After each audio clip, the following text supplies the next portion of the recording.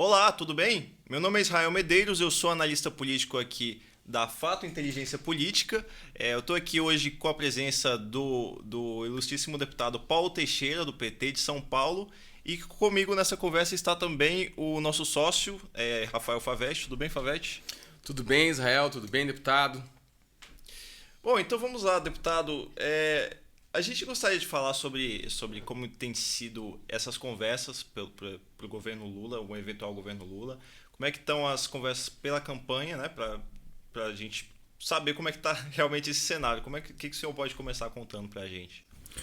Pois é, eu quero agradecer, Israel, de participar aqui com vocês, agradecer também o Favete, né, e a Fato Inteligência Política, a pessoa do Bernardo Livramento também. Bom, nosso debruçar é principalmente sobre a campanha. Né? Eu sou secretário nacional do PT, né, e juntamente com a Gleisi Hoffmann, com o José Guimarães e o presidente Lula, nós temos conversado muito com os partidos políticos que devem integrar a campanha. E nós vamos ter um arco de alianças muito grande. Né? Nós tivemos já o anúncio formal do apoio do PCdoB e do PSB. O PSB oferecendo, inclusive, como candidato a vice, o nome do ex-governador Geraldo Alckmin. Devemos ter também um anúncio do PSOL, o anúncio da Rede de Sustentação, através do Randolph, e do PV, do Pena, com quem nós formamos uma federação, PT, PCdoB e PV. Também devemos ter o apoio formal do Solidariedade. E dois segmentos de partidos devem apoiar o presidente Lula. Uma grande parte do MDB, principalmente o MDB do Norte e do Nordeste, e uma grande parte do PSD, a começar por Minas Gerais, passando pela Bahia, indo até o Amazonas.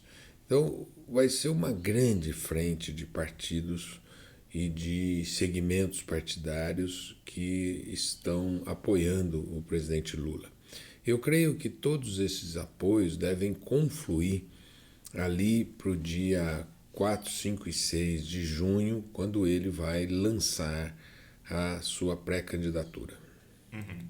Perdão, 4, 5, 6 de junho, quando ele será lançado candidato. Sim. A pré-candidatura será lançada no dia 30, dia 7 de maio. 7 de maio. As convenções partidárias, elas são soberanas. São. Né? Então, é difícil a gente cravar, evidentemente, por exemplo, que o PSD apoie formalmente, até porque o PSD pode ter um candidato próprio. Aliás, a nossa avaliação é que é preferível para o PSD ter um candidato próprio no primeiro turno por causa da questão das proporcionais, etc. Mas o que o senhor está dizendo é que há diversas alas, dentro do MDB, dentro do PSD, etc., que já manifestam, até por causa de uma questão federativa, que já manifestam apoio explícito à candidatura Lula. Né? Então, o que nós veremos no plano formal, isso é, o PSD eventualmente tendo um candidato próprio, ou o próprio MDB, não expressa efetivamente o apoio real que o Lula terá. Em outras palavras, o Lula pode ter um apoio maior do que aquele que apareça formalmente. É mais ou menos isso? É isso. Eu não creio que o PSD apoiará o presidente Lula e também não creio que o PSD formalmente lançará um candidato. Eu acho que do PSD já passou essa possibilidade. Falavam do Rodrigo Pacheco, ele não será candidato, falavam do Eduardo Leite, ele não se filiou ao PSD, porque uma parte... Falavam do Paulo Artung também. Paulo Artung, que não se filiou ao PSD. E o que me faz pensar assim é que tem 25 deputados federais do PSD que estão com o governo e não sairão do governo. E por isso não animarão a ideia de ter uma candidatura própria. E 20 deputados federais que querem estar com o Lula. Por isso eu acho que o PSD não vai ter candidatura. Em relação ao PMDB, é a mesma situação. Uma parte do MDB já está com o o governo. Uma parte do MDB está com Dória e uma parte do MDB está conosco.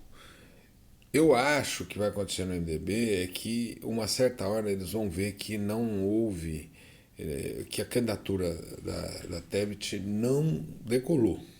E eu acho que eles vão trabalhar por uma neutralidade. O senhor acha que isso deve acontecer em breve? Isso deve acontecer ali na frente, mais na frente. Porque não há hoje ambiente para a terceira via, não tem como a terceira via crescer, não tem por onde ela crescer, salvo se tiver um fato imprevisível. O que aumenta significativamente a chance de um primeiro turno. Isso é, matematicamente falando, uma terceira via diminuta, né? Uma terceira via diminuta, você aumenta significativamente a chance de, para um lado e para o outro, dar um primeiro turno, né? É isso. Eu gostaria que essa eleição fosse resolvida no primeiro turno, porque caso tenha um segundo turno, vai ser um momento de muita instabilidade e vai promover um ambiente do tudo ou nada por parte desse presidente da República, né? Eu gostaria que o Lula ganhasse no primeiro turno essas eleições. Entendi. E aí, quando a gente fala sobre campanha, é óbvio que a gente não tem um plano de governo ainda pronto, né? Ainda tem muito a ser conversado, mas nos interessa muito entender o que tem sido conversado para a área econômica especificamente.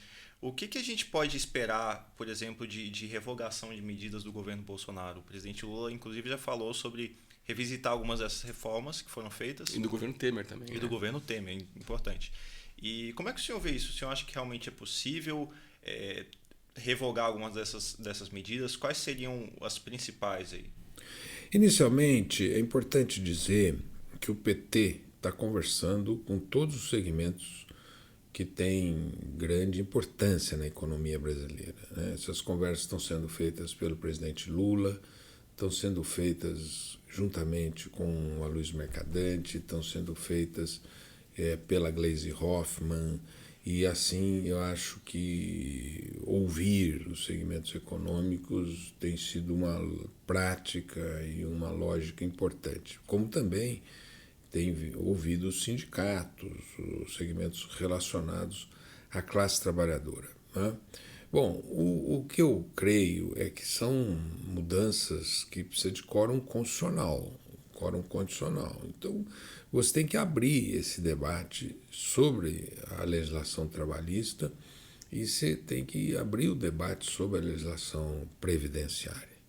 Certamente, aspectos dessas duas legislações têm que ser revisitados, tendo em vista que nós temos que ter uma economia em que o mundo do trabalho tem um poder de ganho para mover a economia. Foi esse o exemplo que nós tivemos no governo Lula. O governo Lula ele aumentou o salário mínimo e o aumento do salário mínimo moveu toda a economia, moveu e construiu um amplo mercado de massas no Brasil, né? Em que o povão, com dinheiro no bolso, consumiu, comprou casa, comprou carro, comprou eletrodoméstico, viajou, enfim, comeu melhor. E isso move a economia de quem produz esses produtos e gera empregos e empregos formais, né? Agora, também tem uma economia nova,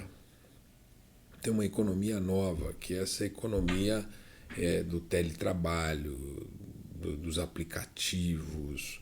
Tem que olhar dentro dessa economia para que tenha algum nível de proteção, né? Vejam, esses entregadores de comida, eles não têm nenhuma proteção previdenciária, né? Eu tenho conversado com vários aplicativos que estão admitindo, né, fazer a contribuição previdenciária. Claro, um entregador ele trabalha às vezes para 5 aplicativos.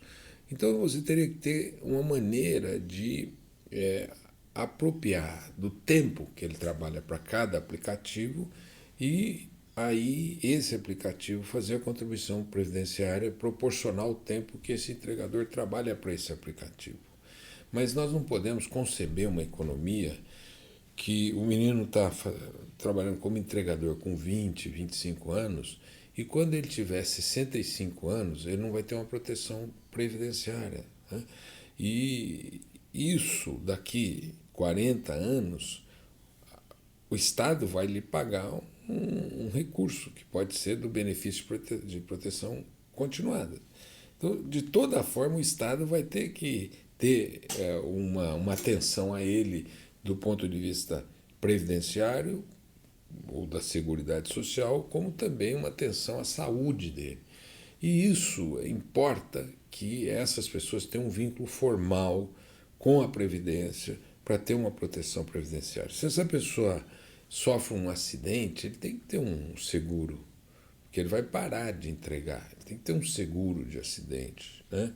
Todas essas questões têm que ser discutidas, porque o Brasil precisa se transformar numa sociedade que tenha alguma proteção social. Não pode deixar as pessoas caírem sem nenhuma proteção social. Por isso, você precisa revisitar essa reforma trabalhista do Temer, né, para que nessa reforma trabalhista você abrir um debate com os patrões, com os sindicatos e com os trabalhadores, e o Estado, né, uma discussão tripartite, patrões, sindicatos e Estado, para que aí nós possamos revisitar essa reforma trabalhista e repensar o Brasil sob o ponto de vista de maior proteção aos trabalhadores, né? Mas tem que abrir o debate. Não pode.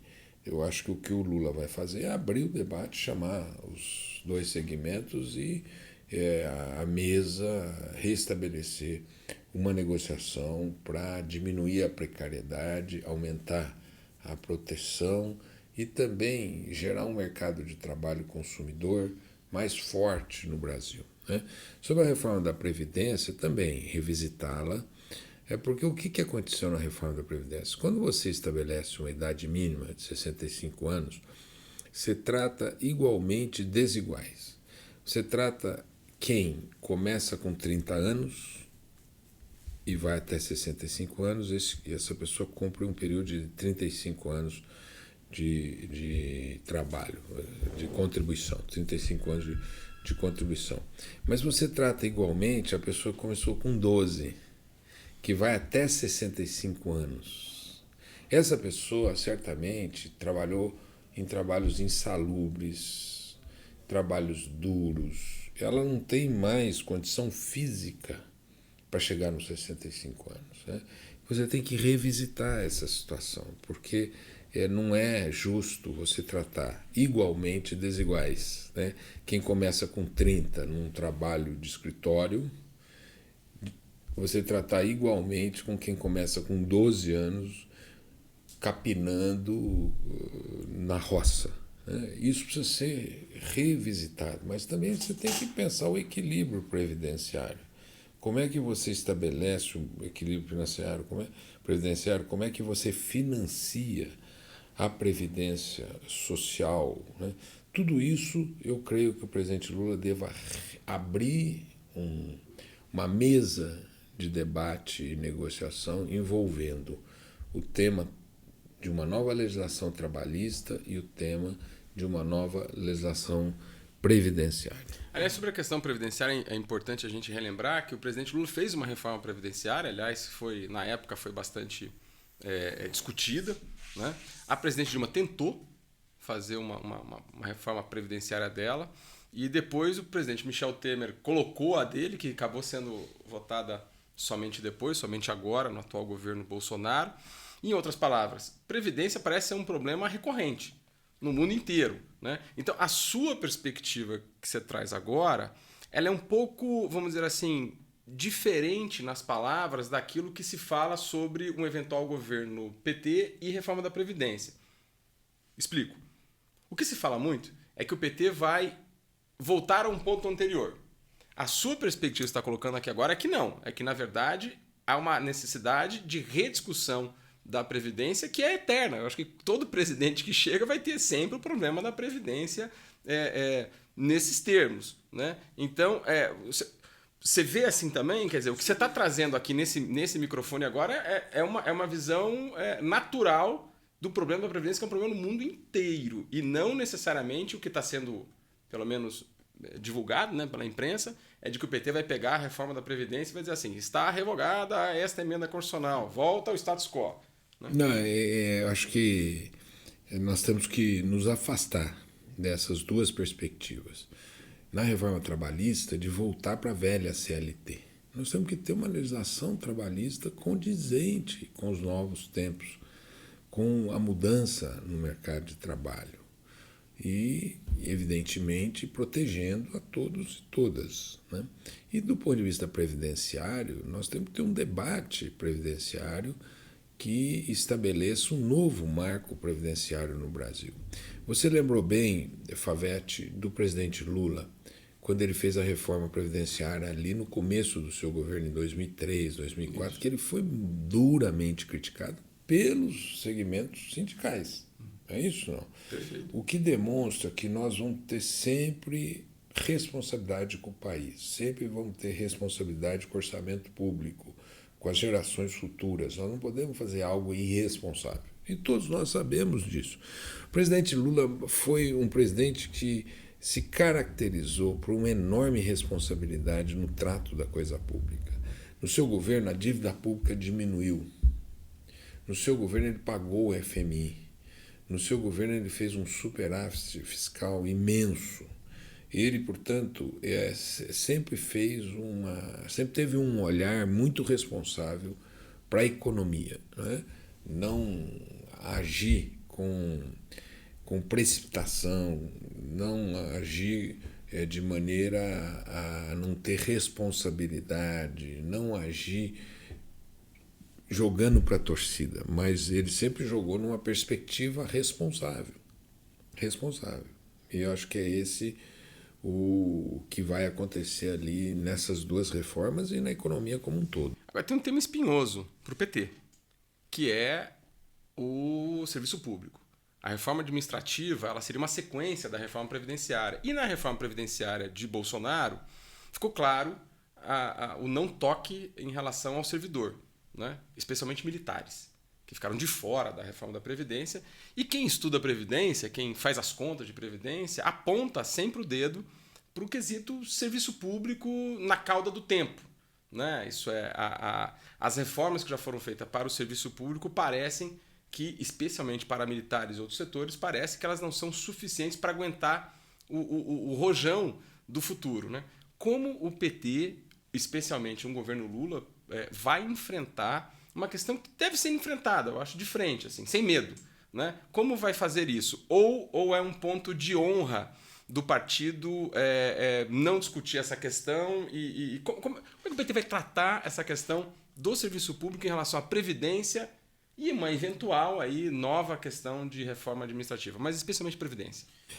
O que você falou dá, inclusive, um panorama de que todas as promessas econômicas desse governo não foram cumpridas. Né? Por exemplo, ele não fez uma reforma tributária, nem de facilitação do sistema tributário sequer. Creio eu, pela incapacidade de negociação. Porque para você fazer uma reforma tributária no Brasil, você tem que dialogar muito com os estados, dialogar uma transição e fazer uma reforma tributária. O sistema tributário brasileiro é complexo. E por ser complexo, teria que ter você tirar esse emaranhado de normas de cobrança de impostos que faz com que a empresa gaste mais, às vezes, em contadores, advogados, do que propriamente na atividade fim. Né? E são muitos interesses. Né? Tinha uma emenda constitucional, que era a emenda constitucional 45, que estava indo muito bem, bastasse ser aprovada a emenda constitucional 45, tinha que incrementar para garantir uma maior progressividade dos impostos, que o PT defende isso, né? Mas ali poder-se-ia fazer um trabalho conclusivo de uma reforma tributária. Nem isso eles conseguiram fazer. A reforma administrativa do governo Bolsonaro é um atraso. É uma reforma entre aspas, de quem não conhece o serviço público. O que você quer do serviço público? Profissionalismo. Você quer permanência, capacidade de coordenação, de planejamento. Esse é o serviço público europeu. Nós temos que nos pautar nesse tipo de serviço público. O serviço público europeu é um serviço permanente, é um serviço competente. O servidor público é poderoso, inclusive diante dos governos. Eu conheci a França, pude ficar 30 dias conhecendo o serviço público francês, fui na ENA, fui no governo federal, fui nos governos municipais. A França tem um serviço público de qualidade. E se o governo vem, não interrompe aquele ciclo de acúmulos que melhora a educação, que melhora a saúde, que melhora o serviço público. Essa proposta do Bolsonaro, ela às vezes parece que ele vai levar o serviço público brasileiro para os moldes antes de 30, antes da Revolução de 30. Né? Mas ele quer levar um modelo de gestão privado para o serviço público, que não é a mesma coisa. Né? Por isso, eu acho que tem que ser rejeitada essa reforma administrativa e se pensar uma reforma administrativa que profissionalize o setor público, que garanta memória das políticas públicas, aperfeiçoamento, tenha carreira dentro do serviço público e, evidentemente, se estabeleça mecanismos de poder demitir aquele servidor público que não tem uma adequação à atividade fim. Porque o serviço público não pode também ser um lugar de pessoas que não têm perfil para ficar dentro do serviço público ou que errem dentro do serviço público. Eu creio que assim, o governo vai tratar os servidores públicos com respeito. Em todas as gestões nossas, nós estabelecemos um mecanismo de negociação com os serviços públicos, porque o perigo é você desestruturar o serviço público. Uma sociedade, para se desenvolver, como é o caso, volto aqui a trazer a memória da sociedade europeia e americana, tem um serviço público de qualidade, tem servidores públicos permanentes, tem uma forma de tratar o serviço público respeitosa. Eles me lembram aquela reunião em que o Guedes disse que abraçou o servidor público e tirou uma dinamite e botou no bolso deles. Quer dizer, mostra que o Guedes não tem uma formação que pense a sociedade a partir de diversos olhares. Você tem que ter um olhar do setor público, você tem que ter um olhar do setor privado. Ele não, ele é muito enviesado do ponto de vista do seu olhar. Então, nesse sentido, nós vamos ter um trabalho respeitoso e todas as mudanças que forem necessárias nós vamos fazer. O presidente Lula, eu volto aqui a dizer, ele fez no seu governo. Nós nunca nos recusamos por um conceito de responsabilidade. Então, tudo que for necessário ser feito vai ser feito à luz do dia, na mesa da negociação, para que o Brasil possa ter um serviço público profissional, competente e com regras que a sociedade brasileira tenha condições de bancar.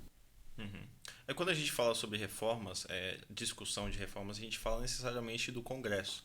E eu queria entender como é que o senhor vê a relação de um eventual novo governo Lula com o Congresso Nacional. A gente tem eleição no ano que vem para a presidência da Câmara e para a presidência do Senado.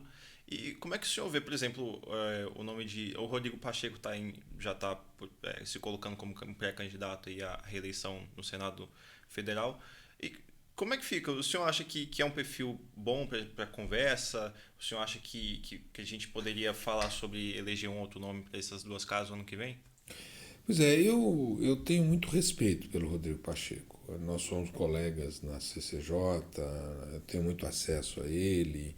E hoje eu reputo que ele é um bom presidente de poder. O Rodrigo, ele tem ouvido a sociedade. O Senado hoje tem tido maturidade para tratar os temas brasileiros. É mineiro, que tem um estilo, né, próprio de fazer política. O Rodrigo, né? Pacheco, ele tem pós-doutorado em tancredismo. Né? Ele é mineiro até debaixo d'água. Né? Ele é um grande mineiro. Mas eu acho que ele tem sido um bom chefe de poder, né? Tem também problemas que nós não podemos esconder, né? Eu acho que, em relação ao Congresso Nacional, é inaceitável um orçamento secreto, porque nenhuma atividade pública pode acontecer sem transparência. Tem que ter a maior transparência, e esse é um problema que nós estamos tendo, e que o Senado e a Câmara têm reproduzido esse tipo de prática. Eu acho que tem que acabar. Uma sociedade como a nossa, que depende de investimento público, você precisa investir na construção de estradas, ferrovias, você tem que modernizar a malha viária brasileira, você tem que investir em saneamento básico, em produção de energia, você tem que investir em casa, tem que ter investimento no Brasil. Bom, metade do investimento está nesse chamado orçamento secreto, pulverizado por parlamentares. Fica paroquial demais. Paroquial, né? Quer dizer, o parlamentar ele vai ter sempre um critério para investir. O critério de investimento do parlamentar é o que lhe dá voto. Então, uma sociedade não se desenvolve retirando uma quantidade grande de recursos do investimento prioritário. Eu acho que tem que acabar com o orçamento secreto. Tem que acabar com o orçamento secreto. Né? E por essa razão, né, o presidente Lula sempre debateu de maneira democrática com o parlamento. Ele sempre tratou o parlamento com muito respeito. Muitas vezes o parlamento, inclusive, digamos assim, contrariou o presidente Lula, contrariou as políticas de governo, e ele nunca digamos assim, deixou de tratar de uma maneira democrática o parlamento brasileiro. Então, eu creio que nós vamos ter uma mudança de composição do parlamento. Eu acho que há uma degradação das práticas parlamentares nesse parlamento, principalmente em razão do orçamento secreto. Eu acho que dois aspectos assim que atrapalharam muito o parlamento brasileiro, né, foi estender demais o funcionamento virtual. Nós, inclusive, o PT entrou, e a oposição, nós entramos em obstrução pelo fim do funcionamento virtual. Ele tinha sentido quando os dados epidemiológicos mostravam que não podia ter trabalho presencial. Agora não tem mais sentido, porque as instituições estão funcionando presencialmente.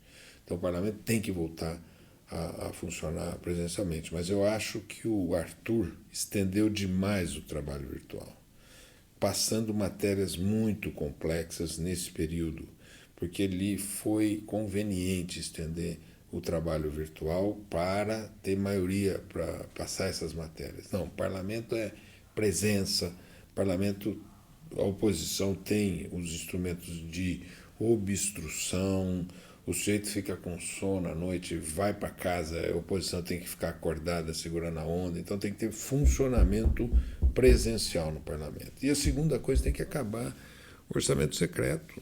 A sociedade tem que exigir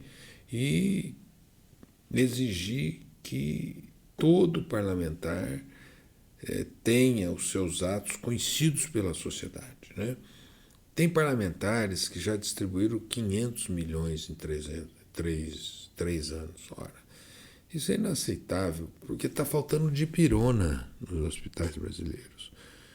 Bom, o parlamentar ele tem que deixar aquilo no ministérios, e aí o prefeito coloca o seu projeto lá no ministério e o seu projeto é aprovado.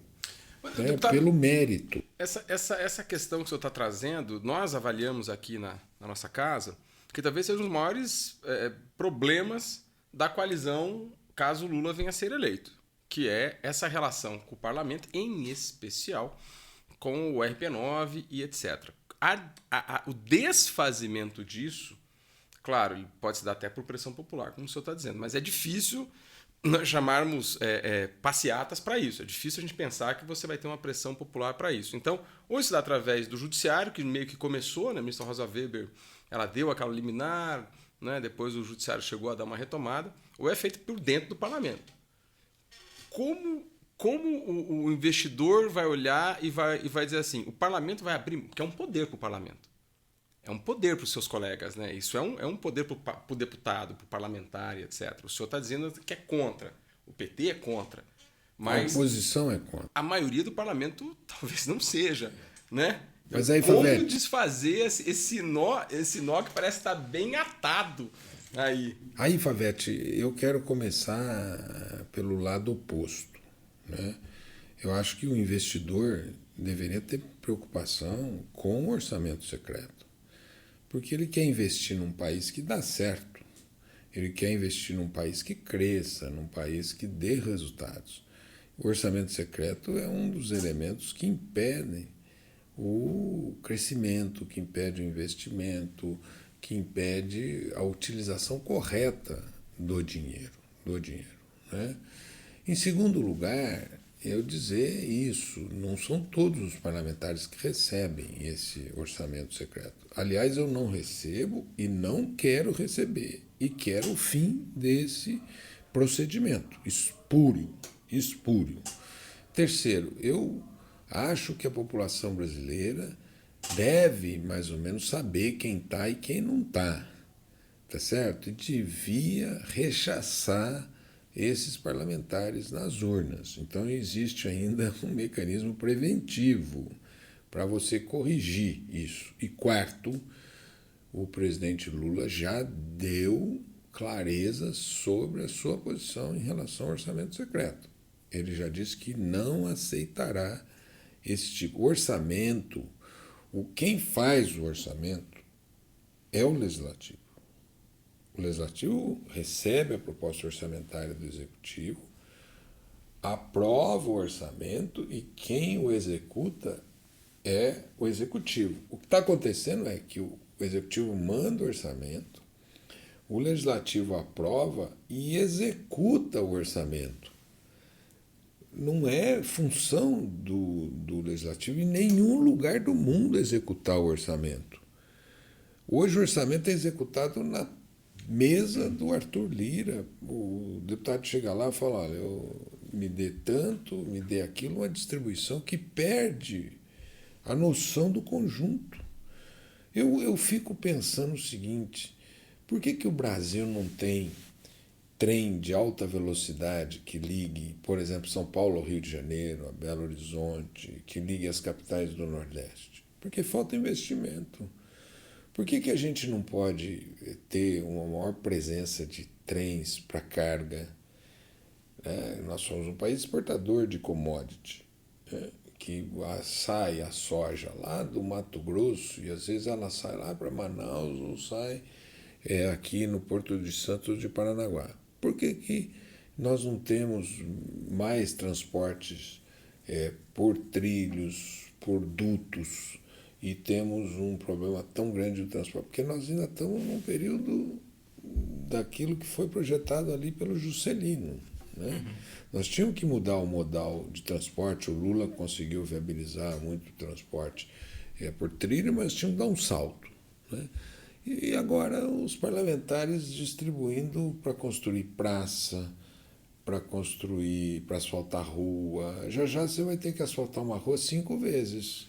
Porque é tanto dinheiro que nem o prefeito tem projeto para gastar esse dinheiro. Uhum. Né?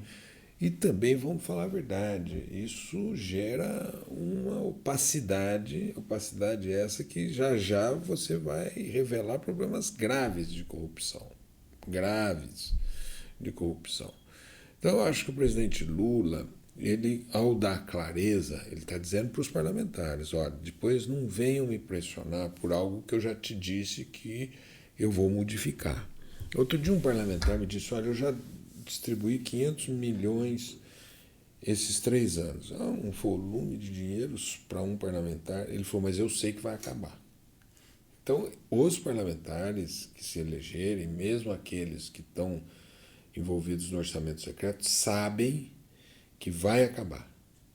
E é por isso que o presidente Lula vai deixar clareza. Porque você tem que deixar clareza não só para os parlamentares, mas para o povo brasileiro. O dinheiro dos seus impostos não está sendo gastado para atender às suas necessidades. Sim. A dipirona, né? A contratação de médicos, os exames, os procedimentos, nós temos remédios, nós temos um país que tem um sistema único de saúde que, aliás, foi muito bem nessa crise, foi muito bem, porque morreram 650 mil, creio eu, muito por irresponsabilidade do governo, que entrou numa linha negacionista da pandemia, que entrou por uma linha de atrasar a compra de vacinas, etc. Mas poderiam ter morrido 1 milhão de pessoas por conta da ausência de um plano de saúde público como é o SUS. Nos Estados Unidos aconteceu isso. Os Estados Unidos é também uma sociedade muito diferente da sociedade brasileira. Morreu muita gente lá por ausência de um serviço único de saúde, um serviço público de saúde. Muita gente morreu em casa nos Estados Unidos, em casa. E no Brasil, o SUS foi muito importante. Por essas razões que eu acho que o orçamento secreto tem que acabar. Eu queria saber como é que o senhor vê a possibilidade do retorno de investimentos no próximo governo. Como é que o senhor vê, o que a gente pode melhorar enquanto governo, enquanto Poder Executivo, para trazer mais investimentos aqui para o Brasil? Eu creio, Israel, que nós temos que pensar em 3 pilares para a retomada do investimento. O primeiro é o ambiente econômico. E eu quero lembrar que foi no governo do presidente Lula que o Brasil ganhou o grau de investimento novamente. Foi lá no governo Lula que ele criou um ambiente bom para o investimento no Brasil. O segundo aspecto, nós temos que ter estabilidade política, tranquilidade política no Brasil, sair dessa guerra que esse governo nos colocou, dessa polarização, essas coisas assim que vale mais o tema da internet, a guerra dentro da internet, isso tem que acabar. Mas eu acho que tem um tema muito importante para o Brasil, que é o tema ambiental. Todo mundo sabe que a Amazônia cumpre um papel ambiental para a humanidade, para o ciclo, para ajudar a diminuir o problema do aquecimento global e também cumpre um papel importante para a economia brasileira, porque é responsável pelo ciclo de chuvas no Brasil. E nós estamos perdendo esse ativo. Nenhum investidor estrangeiro vai investir no Brasil se não parar o desmatamento, se não parar a destruição ambiental no Brasil. Por isso nós temos que ter um compromisso com a Amazônia. A Amazônia pode ter um papel, inclusive, para a indústria de medicamentos, para a indústria química, outra economia na Amazônia sustentável. Mas nós temos que paralisar aquele desmatamento de uma vez por todas, retomar os poderes dos órgãos de fiscalização, IBAMA, o ICMBio, o Chico Mendes, enfim, nós temos que retomar a integridade da Amazônia, reflorestar o que nós perdemos de áreas desflorestadas e poder preservar a Amazônia. O Brasil está mal na questão ambiental. Isso é uma destruição. E nós temos que ter também, eu falei em 3 pilares, também um 4º pilar, bons projetos de investimento. Bons projetos de investimento em infraestrutura. Nós ainda precisamos amadurecer nossa infraestrutura brasileira. E para amadurecê-la, nós temos que ter bons projetos. Tem que ter um governo que possa produzir bons projetos e atrair bons investimentos para o Brasil. Agora, a gente está caminhando para o final da nossa conversa e eu queria saber um pouco sobre as estratégias eleitorais para esse ano. A gente falou no começo sobre alguns partidos que podem dar apoio à candidatura do ex-presidente Lula e essa conversa passa também pelos cenários estaduais, né, pelas disputas estaduais E talvez uma das principais seja lá em São Paulo, que a gente tem o ex-prefeito Haddad, que está muito bem nas pesquisas. Queria saber como é que o senhor vê o desempenho do pré-candidato ao governo, Fernando Haddad, e como é que estão essas conversas nos outros estados? A gente está caminhando para uma resolução, como é que está isso? Olha, eu sou muito otimista na montagem dos nossos palanques nacionais, né? Nós estamos montando o Nordeste inteiro, nós teremos os palanques mais competitivos, né? E na região Sudeste, nós vamos ter um palanque muito competitivo em São Paulo com o Haddad, né? O Haddad lidera as pesquisas. E pela primeira vez na história nossa do PT, nós vamos ter um palanque Haddad, Lula, Alckmin, Boulos e espero eu que o Márcio França também esteja nesse palanque. E vai ser um palanque muito competitivo e há uma reprovação muito grande do governo Dória.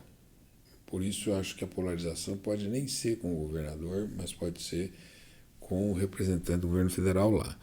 Então nós vamos ter um palanque competitivo em São Paulo, vamos ter um palanque competitivo no Rio que lidera as eleições no Rio, que é o Freixo, Marcelo Freixo, e nós estamos tendo um diálogo com o prefeito de Belo Horizonte, o Calil, que é muito competitivo também. No Paraná nós temos o Requião, em Santa Catarina estamos tendo um diálogo, não sei se vai ter uma confluência para uma mesma chapa, mas o Décio Lima lidera 7